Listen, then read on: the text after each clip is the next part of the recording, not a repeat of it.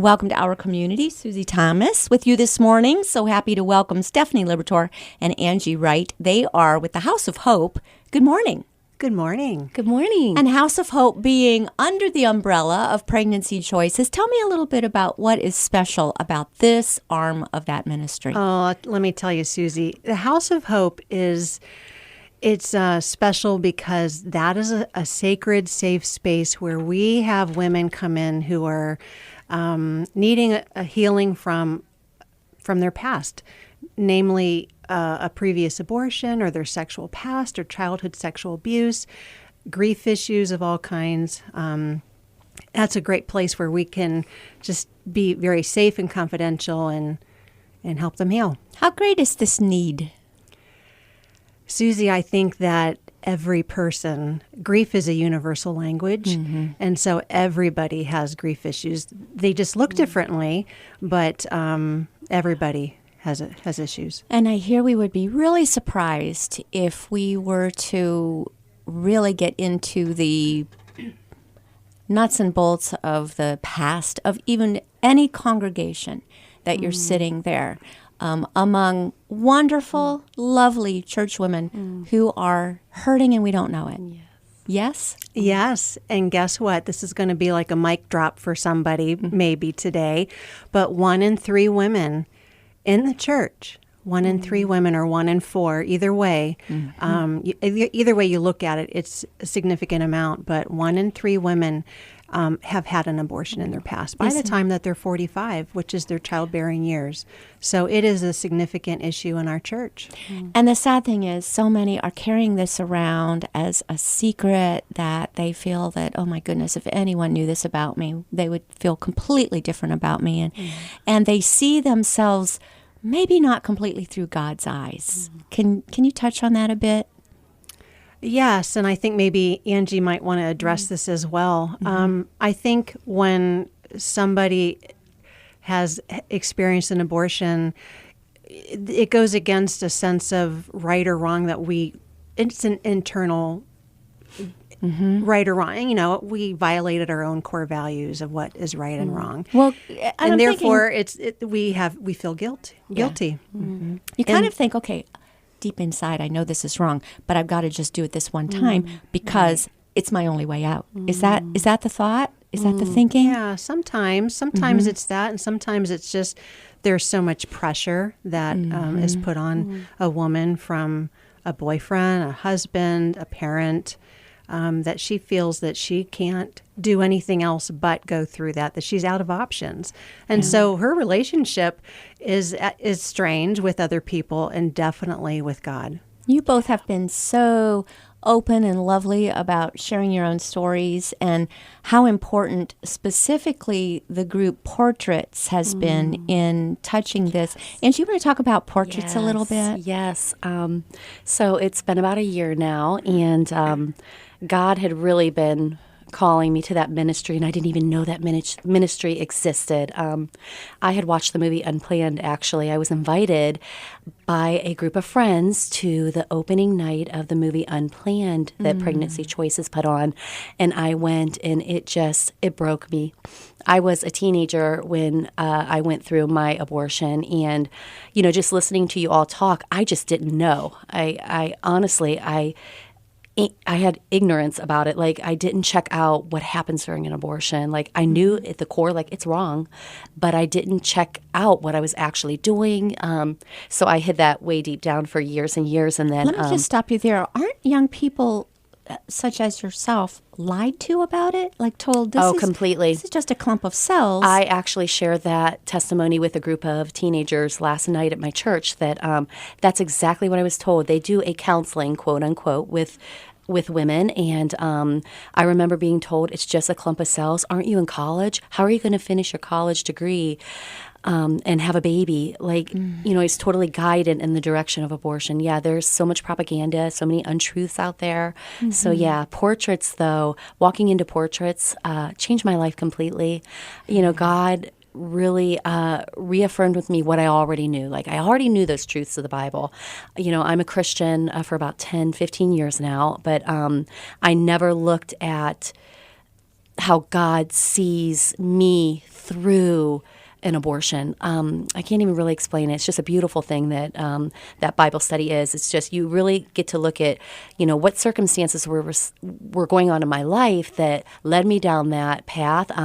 You look at your past a little bit, and things just really started coming together. And the Lord just spoke so tenderly through the women at the Portraits Bible study and through His Word. So I cannot tell you enough about Portraits. I'm so grateful. We were talking Yeah. about how you see yourself. You saw Yeah. yourself one way. How do Yeah. you see yourself now? Well, I used to see myself sitting in church feeling so alone, knowing that like I have this sin, God's forgiven me, but there's a difference. Stephanie told me one thing that's always really stuck with me that Stephanie told me, there's a difference between forgiveness and healing. That always stuck with me. Like I knew that God forgave me. His blood covers all sin, but I never could forgive myself. So that healing that came through Portraits and just the old Angie sitting in church, and if abortion was ever brought up, my face would turn red. I'm like, do people around me even know that my face is turning red? My heart would start beating a little bit. Like it was just something that shamed me. Shame's powerful. Yeah. So now the new Angie, I am free. I am able to share my story, and there's a joy. Sin leaves scars, but God wants to heal those. So Portraits did that for me, and I'm so grateful. Yeah. Awesome. Not everybody is ready to sign up for a how many week commitment to do It's an 8-week study. So you've developed something else. Yes. Women of Worth. Yes. Tell me about that. Yes, Women of Worth After Abortion Support is a monthly support group for women. And it's for the woman who, like Angie, she's gone through a group or a retreat, and this is a next step for her to stay connected with women who have a shared abortion story. But it's also for that woman who's never reached out, never had healing, and this is her first step. Because we don't just heal alone and by ourselves. Just like Angie said, it took her years, it took me years to come to a place where it was so bubbling to the top that I had to do something. I had reached a point of desperation. Took me 17 years. Took Angie probably, 20 years or so. Yeah. So often women aren't really ready, but I know that there's a listener out there today who maybe she's driving in her car or she's listening at work or at home, and maybe she's got littles running around at her feet or whatever the case may be, that she hasn't dealt with this. And it's coming to the surface, and she's experiencing different emotions and behaviors that she doesn't know where they're coming from. But there's an abortion in her past. I want women to know that there's hope, that she can move beyond this, that she can have peace with her past and with God. Not that she can be okay with that decision, but we can be at peace with our past and with God. I want to pick up on something you said. I knew God forgave me, but I couldn't forgive myself. Not only people who have had abortions have that feeling about sin in general. And then you have to ask, well, then who do we think we are? If the creator of the entire universe has wiped away our sins so He remembers them no more, who are we putting ourselves above God? That is Yes. Pride. Yes. mighty prideful. Yes. To put ourselves over God, saying, yeah, okay, you forgive me, yes, because that's what you do. That's your job, but I can't. Yes. Who do we think we are? And when I walked through the Portraits Bible study, and Stephanie, we actually talk about that. That's part of the study. That really blew my mind because that convicted me. That really convicted me in my heart. Who do I think I am? Right. So that was a big part of my healing and a big part of God speaking truth into my life. Yeah, who do I think I am? Thinking that, there's certain sins that can't be forgiven. He forgives all. And I found the one. Yeah. And I did the one. Yeah, it's very prideful. It is. Yeah. Yeah. What does an evening look like, or a morning? You are making this accessible to everybody depending on their schedule. So one evening every month and one morning every month. Tell us, first of all, what happens at these, and then we'll get down to the particulars about when. I want it to be very organic, meaning This is not a teaching time. There's no homework involved. This is a come as you are, drop in, organic kind of meeting. It's very simple agenda, loose agenda. I really want to stress that, where we go over the confidentiality, because that is so important to women. Every woman sitting in that room, it's important to her. So we talk about that. We talk about what Women of Worth is about. Like, what are the goals?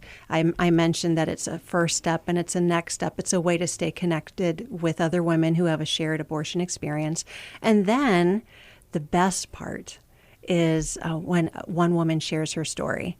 And that's powerful, because now I don't feel alone. That woman doesn't feel alone, and she doesn't feel crazy. Like, oh my gosh, I thought I was the only one that experiences. You mean you've experienced that too? Yeah. But the most important thing that I want her to get out of that is not that I connect with your pain, but having the hope. Because it has to be like, if all we do is sit around and talk about our pain, what good is it? I can do that all by myself. But if I hear a story of hope, like, oh my gosh, if she can walk through that and she's come to the other side, then I can too. And that's what I want to happen. That's the most important thing that happens in a Women of Worth support group.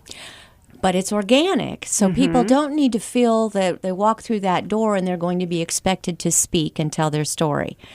Correct. You can know that you can go and just listen. You can be a fly on the wall. Yes. And just, if you want to feel invisible, you can feel invisible on those first trips. I promise it's going to feel so safe there. There's just immediately just a sense of connection with other women. I can't explain it. It's just almost tangible.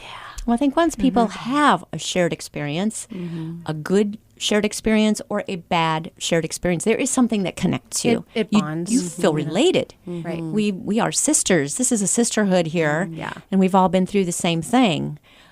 We want to really wipe away the lies and the myths about abortion, don't we? People have been lied to for so very long. I'm going to throw one out there, because one of the arguments always is, well, we must make it safe, legal, and rare, so that in cases of when the woman's life or the baby's life is if the woman's life is in danger, then we need to make abortion available. And my question to the abortion industry is, what cases are those where delivering a baby that has been killed is better for the mother than delivering a baby that's alive? What your response to my question to the abortion industry, because that's something I would really love to ask them. When is that better? It's not. And to a woman who experiences that kind of, it's not ever going to be. I mean, that's not a deep answer to a deep question. It's just that. So I'm not off my rocker by wondering that. No. Because I believe that science has now passed up the abortion industry way. When we're seeing babies born at 22, 24 weeks, and they are then thriving with it. I'm watching a little boy walking for the first time, and he's a chub, and the pictures of him when he was first born, and those parents, those dear parents, just praying for that little child that was born so very young. It's really amazing, isn't it? You're seeing them just grow and not just survive, but thrive. It's something. And that's really where my heart is also, is just we're lied to. We really are. We're lied to. So I really feel that God's using my story to just be truthful about what happens. I actually have a journal that I wrote down when I was going through this, so I remember details. And looking back at that teenage girl and what I went through, it's very traumatic. Abortion is trauma. So I just have a burden on my heart for the truth of what abortion actually is and speaking up. When you mentioned rare, if over 60 million babies are gone because of abortion, that's not rare. That's not a few number. That is a huge number. Yeah. So When we grieve about 6 million Jews of the Holocaust, Mm-hmm. this is a second one. Looking at the clock, we do need to take a short break visiting with Stephanie Liberatore and Angie Wright from the House of Hope. We'll be back after these words. You're listening to Our Community. Welcome back to Our Community. Susie Thomas visiting with the gals from the House of Hope. We've got Angie Wright and Stephanie Liberatore here. Angie, before the break, you had said something about you felt that teenage you had been lied to. If you could go back today and have a sit-down chat with teenage you, what would you say to that girl? Wow. That's a big question. Yeah. I would go back and I would just really encourage her to share what I was going through with other people, not to hide it, to, reach out to somebody. I was just so shameful, and my past before my abortion really impacted where my mind was. I was just living a life far away from God, living a life of sin and shame. I already had identity crisis with who I was. I wish that I could go back and tell her there's a better way. That what I know now as a Christian, that we're formed in our mother's womb, that God knows each of us before the creation of time even came to be. He knew my child. He knows me. And it's just when you really know those truths, it changes everything. So I just would, I'd forgive myself, but I'd fight for my baby. I wish I had a redo, but I'm going to see my baby again in heaven. You will. Yeah. Yes, you will. Yeah. We're told time and again now that it really, this whole idea of trauma after an abortion is fraud. And you have some other statistics, don't you, Stephanie? Tell us, Oh, my enlighten goodness. us here about this. Are there certain emotions and behaviors Yes. that we go through? Psychologists do. Some will say that, yes, there is such a thing as abortion or post-abortion stress. Post-abortion stress. PAS. There's a term for it. There's a term for it. But I think if somebody sought counseling now, that they would just be treated for trauma-related things. But it's so real. And some of the emotions that women struggle with are anger and anxiety and fear, fear of infertility, fear of being pregnant, fear of God's punishment. They become emotionally numb. They just kind of shut down. They have trouble forgiving themselves, trouble forgiving others that were involved in that decision. There's shame. There's grief. There's just a pull back to life. They don't enjoy the things that they once did. Depression, anxiety, suicidal thoughts. I mean, the list goes on and on and on. And those are just the emotions. Now, there are behavioral changes that can happen within a woman, and she can become overprotective of her children. Yes. Or maybe she steps back from her living children, or gets involved in self-punishing behaviors, or just a loss of interest in life, inability to be intimate with a spouse, or just any kind of emotional intimacy with a friend. There's addictions of all kinds, abuse of all kinds. I mean, look around you, and we see that everywhere. And I think for the one who, I think sometimes in the church we're not very compassionate or kind toward that post-abortive woman. But if we would just step back and say what could be going on in her life, a lot of women, many women, now regret the decision that they made. And not everybody goes through that wanting that. Some know full well, and they're proud and they're whatever. Yeah. Many were really pushed into it, pressured, by people that should have championed them, and didn't. And so there's a lot of different reasons why. And I want the church to step back and say, how can I not be part of the problem and further somebody's pain, but how can I come alongside somebody and look at this in a different way? Yes. Yes, they need to feel loved and cherished for who they are as a woman of worth. And unfortunately, the other side is coming along saying, be proud, tell your abortion story. And that isn't it interesting? Every time God has something, there is a counterfeit coming from the other direction. Yes. And that, to me, I see as such a spiritual battle. What do you think? I totally agree with you. And I do share my story, but the story I want to tell is the redemption. Yes. That's the story that I want to tell. This is how I struggled. We have to identify and help women connect with us, but there's a whole nother story that I want to tell. Yes. Amen. You have an interesting statistic about just how long this takes to take place. Yes, absolutely. I read recently that it takes, on average, 10 years for a woman to recover emotionally from a past abortion, which means it is such a deep wound. And when you think about how long it takes a woman to even take that step, for me, it was 17 years. Long Angie, time. it was over 20. It's very typical for women to come 10, 15, 20, 25 years later. Okay, so she's already been struggling with these emotions and these other things that I already talked about. Add on to that another 10 years before she's really emotionally recovering. And that's why Women of Worth is so important, because we need to keep coming together, sharing parts of that, unpacking it, letting us know we're not crazy, but getting that healing. So Women of Worth might be that first step when you're not really ready to make a commitment to a Bible study. And then let's say you go to Women of Worth for a few times and say, okay, I think I really want to take portraits. After portraits, can you come back to Women of Worth? Can you be doing them simultaneously? I hope they do. They should do that. Yeah, They okay. should do that. Wonderful. Yes. Women of Worth takes place when?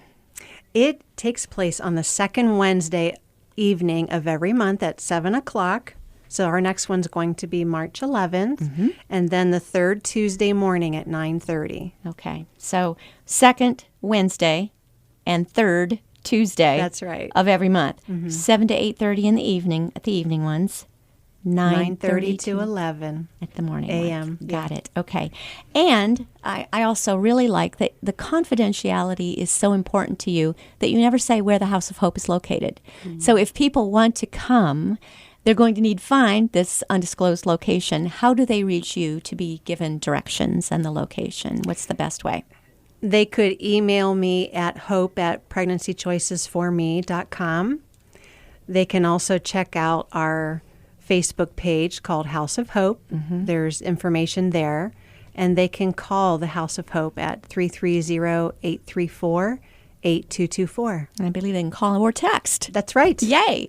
So if you'd rather just text, you don't even want to have someone hear your voice, you can do nice, that too. yeah. Yes. 330-834-8224 or Hope at Pregnancy Choices for Me, all spelled out, no numerals replacing words, all spelled out. Hope at pregnancychoicesforme.com. Okay.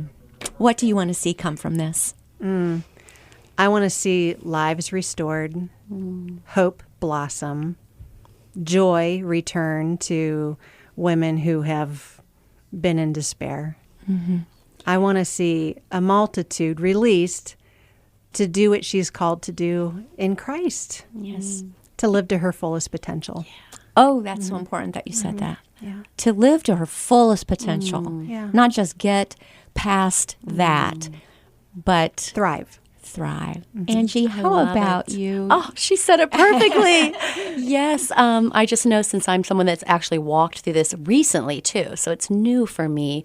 I agree. Like, I feel He's continuing to heal me every time I speak about it, every time I'm brave enough to tell somebody to share, like, he uses that. So I just know that God's really going to help these women take the next step, whichever step that might be, and he's going to make beauty out of something that's just so hard for them to walk through, that he makes beauty out of ashes. He really does. So I'm really excited about Women of Worth and all that God's going to do in and through it. somebody is hearing this right now and they're saying,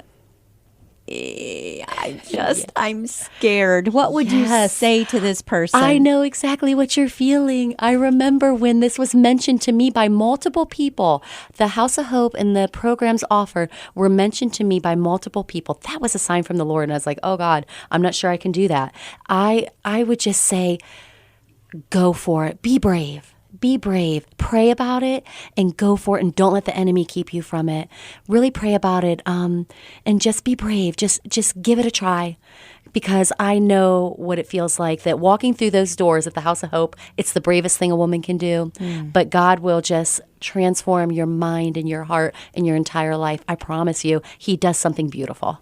So. One thing nice about the House of Hope, we have talked a lot about portraits, a lot about women of worth, but you have other programs as well. And I would be remiss if we didn't talk about those a little bit. So tell me what else you offer there.